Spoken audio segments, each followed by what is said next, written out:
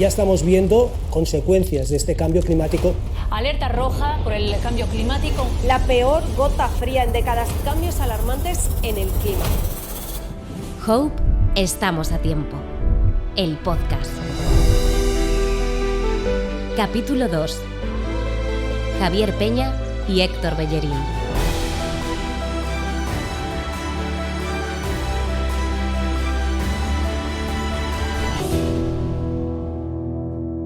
En el segundo capítulo de la serie documental Hope, exploramos el poder de la imaginación. El capítulo se llama El poder de dos palabras y hacemos un recorrido por el poder que tenemos los humanos para reimaginar la forma en la que producimos nuestros alimentos, en la que construimos nuestras ciudades, en la que hacemos absolutamente todo, y cómo la crisis climática es, además de una crisis, una enorme oportunidad para mejorar y para reimaginar nuestras vidas y nuestras sociedades. Y por eso, para este capítulo, nos hemos tenido que venir a un lugar muy especial, que es la ciudad deportiva del Betis. Un equipo de fútbol que está reinventando lo que significa ser un equipo de fútbol, que ha marcado un compromiso por la sostenibilidad que lo ha impreso dentro del ADN del club, que está impulsando causas verdes y que está utilizando su poder y su actividad para impulsar una transformación y desarrollar soluciones que luego pueden ser escaladas. Y estamos aquí con uno de los referentes principales de este equipo de fútbol, que se llama Héctor Bellerín, que es un futbolista que también está reinventando lo que significa ser futbolista. Muchas gracias por venir, Héctor. Gracias a ti por invitarme. Un futbolista que, en lugar de ir a entrenar en un coche, va en bici, un deportista de élite que es vegano, un deportista que utiliza su poder y su posición para impulsar causas sociales y lanzar mensajes de calado a la sociedad, que se siente al ser un pionero. Bueno, yo no me siento mucho como un pionero, la verdad. Sí que a veces me siento un poco desplazado, ¿no? Digamos, pero bueno, me considero una persona muy normal que al final hace lo mismo que hace todo el mundo de mi entorno, ¿no? Todos mis amigos vamos en bicicleta al trabajo, muchos de nosotros somos veganos o vegetarianos. Me refiero que sí que es algo que parece más extraño por el contexto, ¿no? en el que yo trabajo, pero bueno, creo que somos muchas las personas que intentamos vivir nuestra vida de una manera más consciente, con el medio ambiente, con nuestra sociedad, con nuestras comunidades y bueno, el Betis es un club que, como tú has dicho, también tiene eso muy en cuenta, y dentro de que bueno, también existe en este contexto del fútbol, pues tiene muchas preocupaciones, es muy consciente del entorno en el que viven muchos de los béticos y gente de esta ciudad, y propone muchas actividades y impulsa pues bueno, muchas cosas para hacer de este club un club más verde y de esta ciudad una ciudad donde se pueda vivir mejor.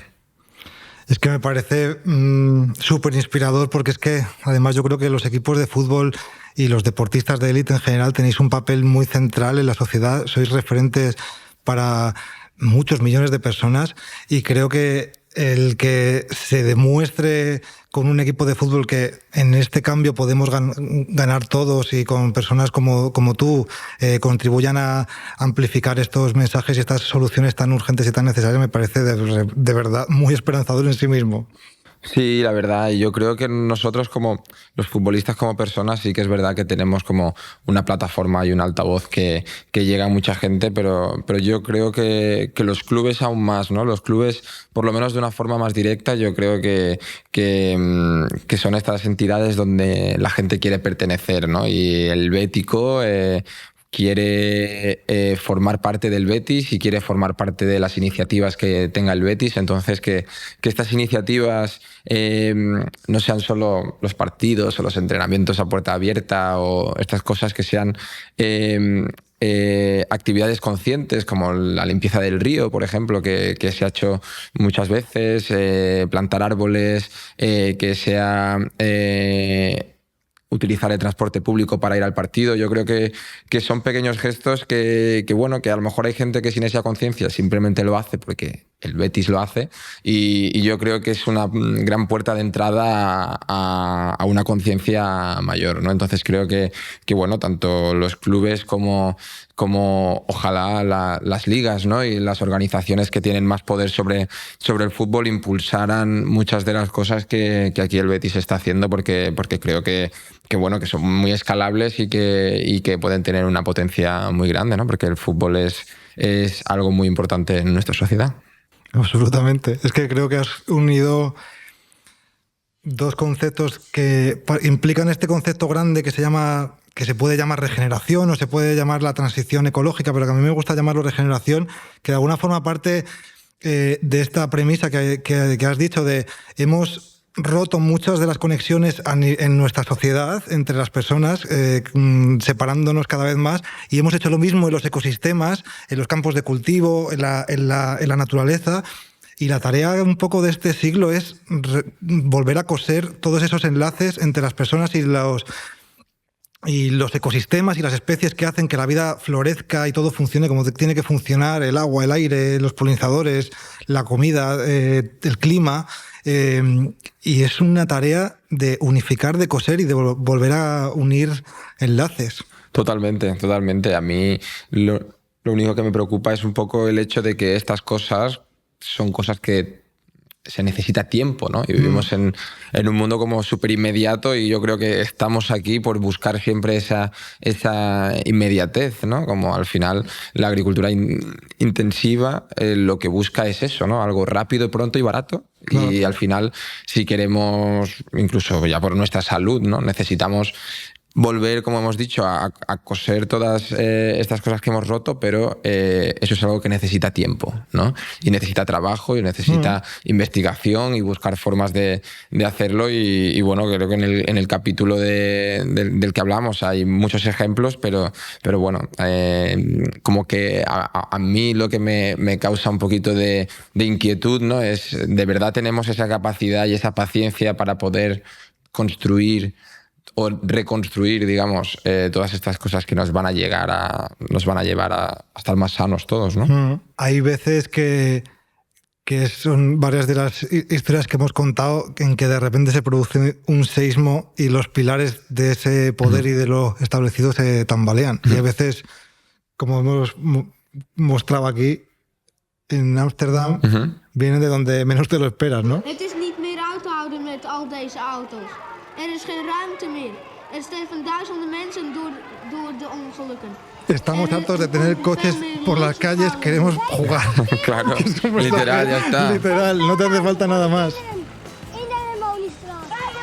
A mí esto fue una cosa que me sorprendió mucho descubrir cuando lo descubrimos, porque de alguna forma yo no sabía que Ámsterdam había sufrido un cambio como tan impulsado desde abajo, ¿no? De esta cuestión de una ciudad europea normal que de repente salta una chispa por los atropellos a los niños, ¿no? Y cómo de repente lo que es posible cambia, ¿no? Sí, pero al final yo creo que eso demuestra que al final es el pueblo, también no es la gente la que puede impulsar estos cambios, ¿no? Saliendo a la calle, pidiendo, demandando de derechos, ¿no? Porque es un derecho para los niños también tener un espacio donde jugar, ¿no? Sin ningún tipo de peligro, ya no solo por seguridad, ¿no? Sino también por salud, ¿no? Y por ser niños, que al final en las ciudades cada vez tenemos menos espacios verdes, menos espacios donde poder salir y tirarte en el césped, ¿no? Y cada vez se están como asfaltando más las calles, se están como tirando más árboles y creando más espacios, más autopistas. ¿Y dónde están los espacios donde podemos tener ocio, ¿no? Y disfrutar de la naturaleza? Aquí en Sevilla, por ejemplo, dentro de lo que es el casco antiguo, creo que está el Huerto del Rey Moro, creo, y es el único espacio verde dentro de la zona, digamos, amurallada. Y eso es una pena, ¿sabes? Yo creo que hay que potenciar mucho estos espacios y bueno, se demuestra que con la fuerza de la gente estas cosas se pueden conseguir. Totalmente. A mí una de las cosas que más me impactó de Ámsterdam cuando estuvimos allí rodando es que paradójicamente es la mejor ciudad europea que he conocido para ir en coche. En el sentido de, claro, lo que han hecho es, porque hubo un día que nos movimos en bici por la ciudad y fue una absoluta gozada, porque Claro. es como, te lo hacen tan fácil, tan seguro, que lo disfrutas muchísimo. Es Claro. como, te das cuenta de lo que no tienes, ¿no? De yo esto no lo puedo hacer en mi ciudad, no lo puedo hacer en Madrid, no tengo la infraestructura para poder hacerlo. Pero otro día tuvimos que ir al centro con la furgoneta, con todas las cámaras y con toda la gente para rodar. Y claro, lo que han conseguido es que, como han creado tantas alternativas de movilidad, mucha menos gente elige ir en coche, porque le resulta más cómodo y más barato ir en bici y en tren. Y cuando tienes que usar el coche, no hay atascos. Y eso es una cuestión de... Yo cuando lo entendí eso dije, hostias, es que al final es una cuestión de todo. Se trata de crear las condiciones para que la gente pueda elegir. Y bueno, también hay zonas por las que no pueden entrar los coches, pero lo que han hecho en realidad es crear una infraestructura nueva que no existe en la mayoría de los sitios. Y eso ya altera el estado de las cosas y deja de ser una guerra y es como...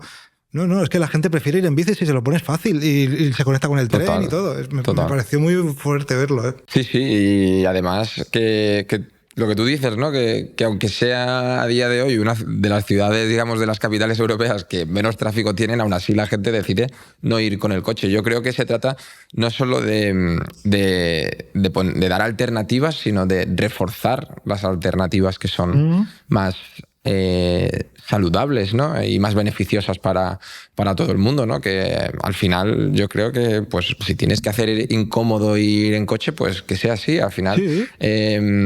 En Sevilla, por ejemplo, es una de las ciudades con más carril bici que hay en Europa y a ver, eso se nota, se utiliza muchísimo y además el simple hecho de cómo la ciudad se ha ido construyendo en el casco antiguo es muy difícil ir con el coche. Claro. Y eso pues a la vez es algo como que se nota que allí la gente pasea a sus anchas y le gusta pasear y hay espacio de libre movimiento porque es muy difícil pasar con el coche por esas calles, ¿no? Entonces creo que hay veces que hay que ponerlo incluso un poquito más difícil, ¿no? Sí. Para reforzar el hecho y que creo que es un hábito que es beneficioso en muchísimos aspectos, ¿no? Ya no solo por el tema del tráfico, por el tema de la contaminación, sino que es súper saludable para todo el mundo poder moverse en bici, hacer un poquito de ejercicio y moverse así, ¿no? Sí, esto es una cuestión que también cuando lo pones en términos económicos, que parece que hay que ponerlo todo en términos económicos, pero esto también nos da la posibilidad que decían esto, ¿no? De que los Países Bajos han descubierto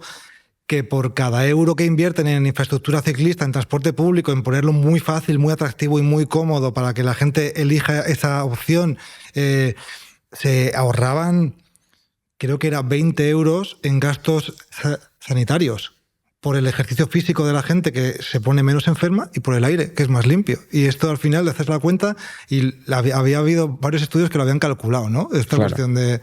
Te sale a cuenta a nivel económico. Sí, es que cuando hablas de estas cosas parece absurdo todo lo que estamos haciendo, ¿no? Es en plan de lo estamos haciendo todo mal.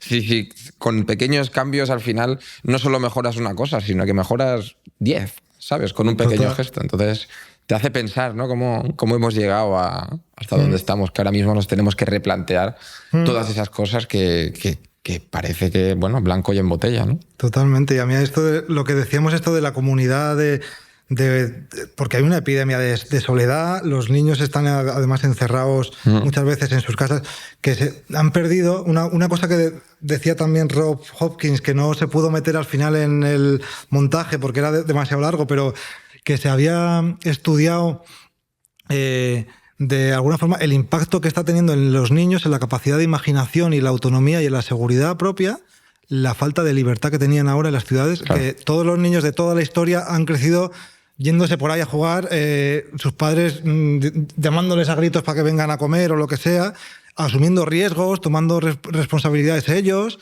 Y ahora de repente no, tienen que estar pastoreados, vigilados en todo momento porque la calle es peligrosa, ¿no? Todo lo que hemos perdido con eso. Sí, pues lo que me ha sorprendido mucho del documental es lo de la ciudad de Lieja, ¿no? Todo este cinturón verde que existe, que creo de nuevo que es otra cosa donde he visto que a través del beneficio, digamos, de bueno, económico y también social, existe como, se ha creado como una comunidad, ¿no? Súper sana, ¿no? Una red de apoyo ahí parece como muy interesante. Y es una ciudad, además, que no es pequeña, que tiene 250.000 habitantes, y de repente esta cuestión de, oye, estaremos en desacuerdo en muchas cosas, pero queremos que nuestros hijos coman comida ecológica, sin químicos y de proximidad en los comedores, ¿o no? Pues sí, ¿no? Yo creo que sí, que cualquiera lo prefiere, ¿no? Queremos que haya empleo local y que los agricultores locales tengan espacios y tengan tiendas donde ellos lo vendan directamente y además sea ecológico y regenerativo. Pues igual también, ¿no? O sea, esta cuestión de... y de repente se va expandiendo esto desde abajo con esta idea del poder de la imaginación, de soñar una Lieja que la mayoría de sus productos sean ecológicos y de proximidad, y van camino de ello. Han montado una tremenda, y estar allí es impresionante verlo. Es como, no sé, es una sensación muy especial. Qué maravilla. Y hay como 7.000 niños, ¿no? Algo así, que están beneficiados por el proyecto. Bueno, en realidad son muchos, miles de niños, creo que eran 17.000 los que están en los comedores, pero luego también sirve a los hospitales, a los comedores de los hospitales, y luego tienen muchas tiendas y supermercados de la red esta, ¿no? Entonces, y luego además eso está haciendo que se tejan redes humanas muy bonitas en la ciudad y que salgan otras muchas cosas. También había cosas que no hemos podido sacar. Han creado una biblioteca de objetos municipal, que va allí la gente a sacar las herramientas, en vez de comprarlas, las saca para usarlas y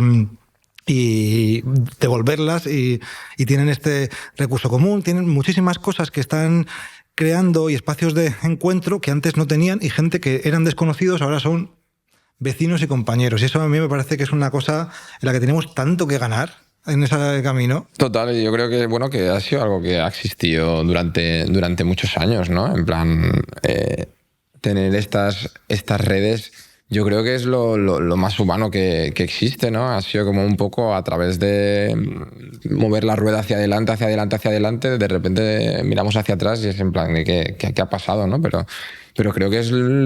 A mí, no sé, igual porque pienso así, pero es que me parece lo más normal del mundo. El comer comida que está cerca de donde tú vives, el conocer a la gente de tu alrededor, el ayudaros los unos a los otros. Yo tengo una herramienta, yo tengo esto, necesitas tal. O sea, para mí me parece lo más normal, ¿no? Yo, una de las suertes que he tenido al llegar a Sevilla, yo he viajado mucho durante mi carrera, he vivido en sitios distintos y nunca he tenido, muchos años no había tenido como una red de apoyo fuerte, ¿no? y honesta, y nunca he estado en un sitio tanto tiempo, ya con la edad que tengo de poder decir...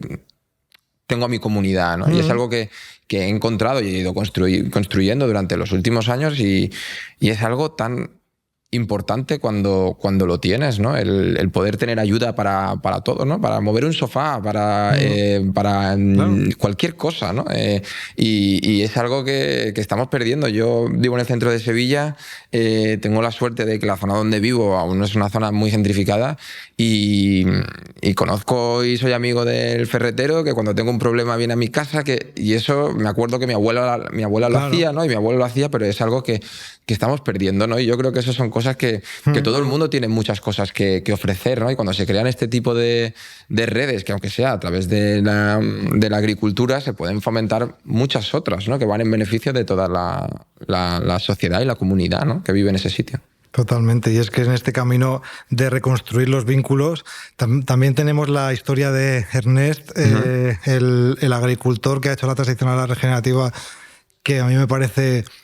Pues eso, un científico, un pionero, un mago, porque él se dedica, para llegar a donde está, ha hecho un montón de estudios, voy a probar así, voy a probar así, y al final ha desarrollado una técnica. No hay más que ver esta imagen de los dos campos que te voy a poner.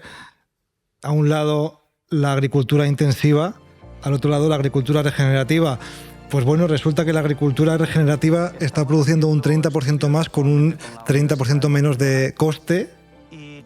sin utilizar ningún tipo de pesticida. Y a mí esto, cuando se demuestra con la Universidad de Barcelona los resultados año tras año en todos los tipos de cultivos, es cuando a mí se me desbloquea la imaginación y la esperanza. Es decir, esto está listo.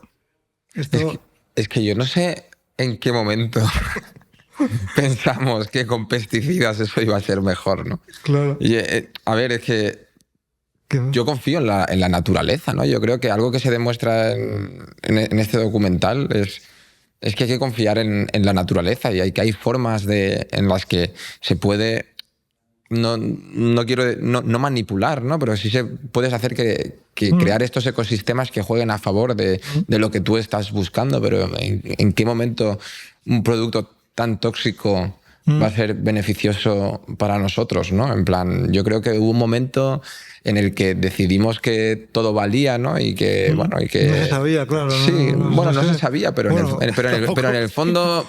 Pero en el fondo sabías que bueno, que es un producto tóxico, ¿no? Claro, y no sé, entonces yo veo estas cosas y digo, y lo que pienso es que, claro, si es que siempre ha tenido que ser así, ¿no? Claro. Y a mí es que yo con esta persona, con Ernest, ya es una admiración la que tengo. Claro. Y he ido a rodar 4 veces, es que estás por sus campos. Claro. Y dices, coño, que es que se dedica a hacer hoteles de insectos, a poner flores, a poner cajas para aves. Porque él crea su propio ecosistema, ¿no? Digamos, claro, y es que luego encima dice, pero si es que me sale un 90% más barato que los pesticidas esto. Claro. O sea, yo traigo aquí a todos los insectos que puedo. Y luego cuando hay un brote de pulgón no te preocupes que están las mariquitas y están todos los insectos que se los comen. Y está todo en equilibrio como en la naturaleza. En los bosques no hay plagas, en las praderas naturales no hay plagas de nada, porque es un ecosistema equilibrado. Claro, y si conseguimos replicar esto para nuestro beneficio, pues claro, hemos dado el salto más importante, yo creo, a nivel de salud y de clima también. Pero, ¿y cuántos años ha estado Ernest trabajando en todo esto? Pues lleva... empezó hace 10 años con el golpe este que sale, ¿no? Lo de las abejas, cuando se dio cuenta de que estaba efectivamente estaba matando a las abejas con sus pesticidas que él utilizaba, porque pues tienes un brote de pulgón, pues le echas pesticidas, ¿qué vas a hacer? Claro.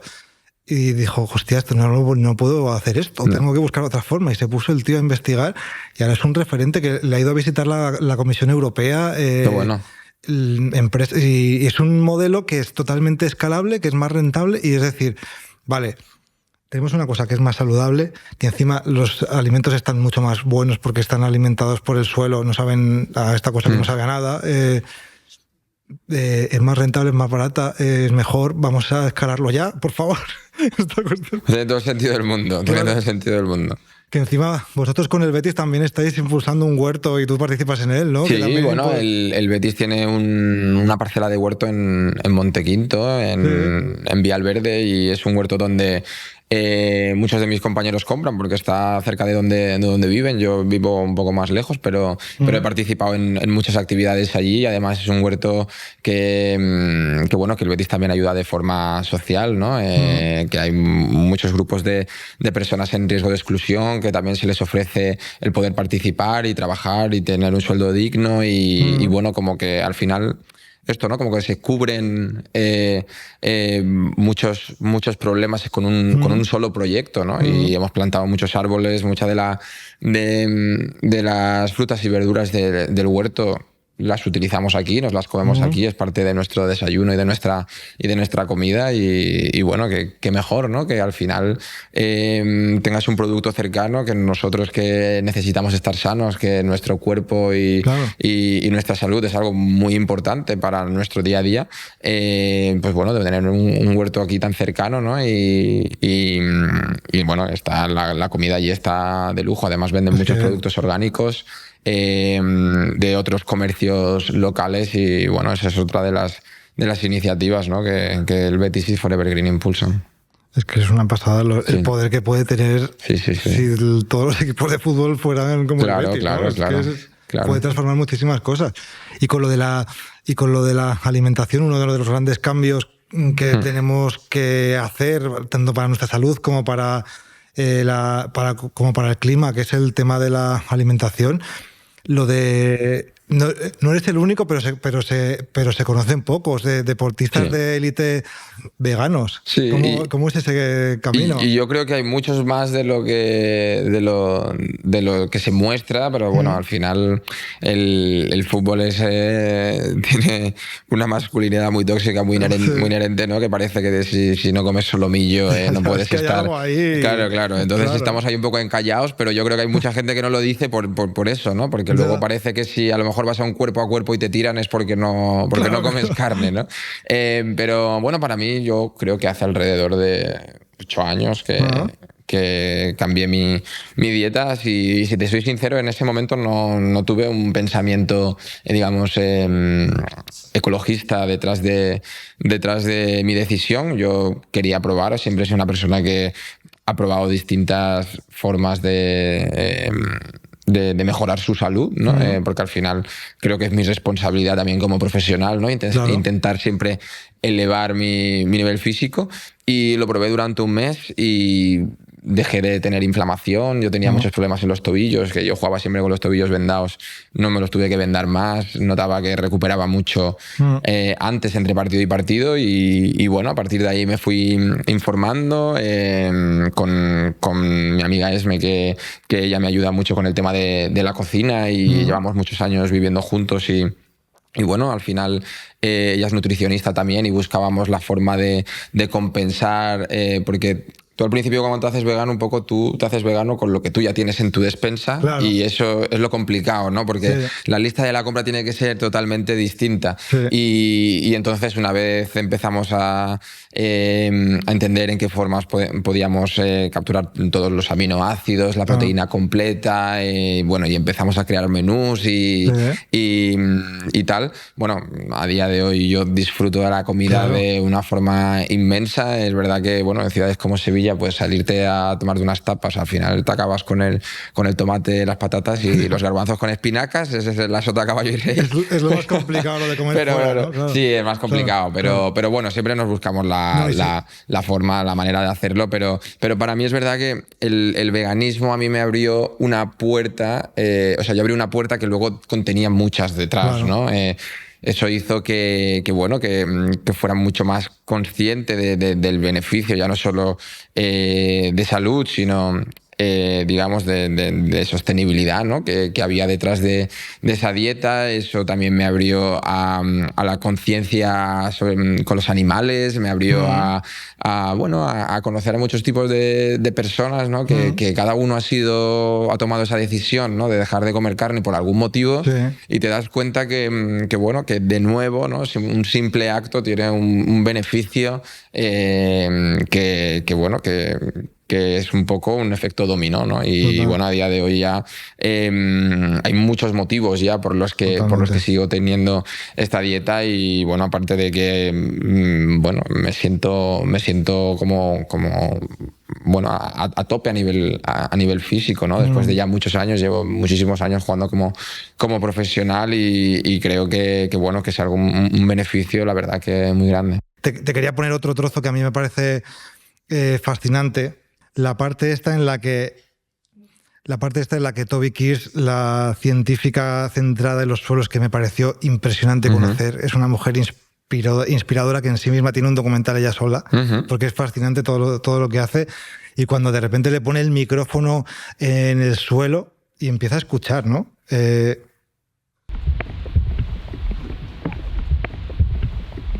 What is that? Is it language?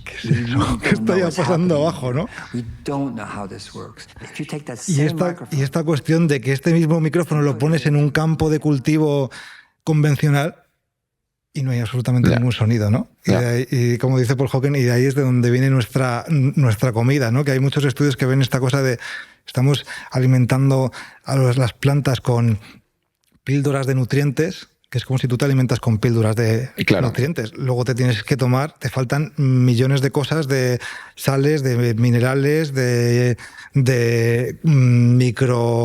de elementos que van en la dieta variada que no tiene unos fertilizantes químicos que tienen 3 elementos, ¿no? Claro. Esta cuestión de este descubrimiento del suelo a mí me parece fascinante, estas conexiones. El tema de los hongos, la verdad que es flipante. a mí es algo que me explotó la cabeza también, y hace tiempo como que leí y vi documentales sobre ello y bueno, la conexión que tienen entre ellos, ¿no? En plan, y que conectan a los árboles, claro. Y se comunican entre ellos, y necesita uno incluso hasta más sombra, ¿no? O más sol o lo que sea, como que me parece, bueno, que me parece impresionante que estemos siendo capaces de un poco interpretar, ¿no? O llegar a ese punto de entender, no que se están diciendo, supongo que será muy complicado, pero entender que hay esa comunicación, ¿no? Y que eso, pues, es algo que tiene que estar ahí, ¿no? Que si tú te estás comiendo algo, que tú le pongas ese micrófono y no te está diciendo nada, pues supongo que cuando te lo comas pasará lo mismo, no pasará nada, no tendrás ningún tipo de ayuda, ¿no? Efectivamente, sí.